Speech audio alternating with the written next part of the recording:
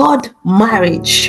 You see, a lot of people will say, when you say, it's easy to say what a good marriage is, but when we say the God marriage, what do we mean? What do we mean by the God marriage? What do we mean? You see, if you ask any one of us here and say, oh, what do you think is a good marriage? What do you think is a good marriage? Most of us will say, oh, a marriage where there is peace, where there is love. I mean, the husband and the wife, they're definitely together. The children are well behaved. Maybe, and some people, you'll be surprised, you have some people now, even in this generation, say, what is your definition of a good marriage? They will say, I need to be in Ferrari and Lamborghini, and I need to, and all of that. Fine, that could be. But what we need to realize is that a good marriage is not necessarily a God marriage. A good marriage is not necessarily a God marriage. For instance, if you say in a good marriage, the husband and the wife are together. I'm sure some of us now, we've grown up in homes where, in as much as the husband and the wife are together, some of us have even told our parents, our mothers, that can you just leave this marriage? So does it make it a God marriage?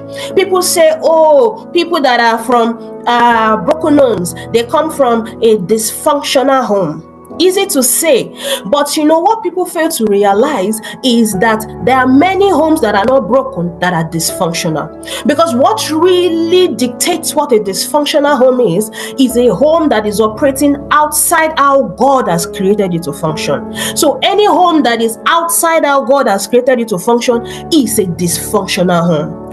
You see, the husband and the wife are together, but there is no unity. It's a dysfunctional home. It's not a God marriage.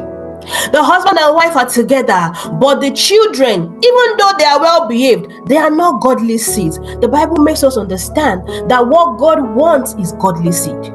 So a child can be well behaved, but is not trained in the way of the Lord. So that marriage is not a God marriage. A God marriage is a marriage that is based on the principles and precepts of God. A God marriage is a marriage that God is honored in. A God marriage is not a marriage that we do what we want. People say, oh, I do what I want. It's not a marriage that the husband does what he wants. It's not a marriage that the wife does what she wants. It's a marriage that what God wants is done.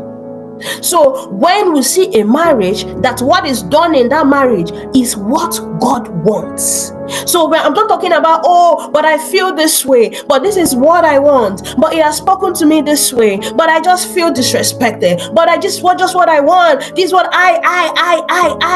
A God marriage is based on what God wants. What does God want in a marriage? What does God want in that home? A marriage that is built around what God wants is a God marriage.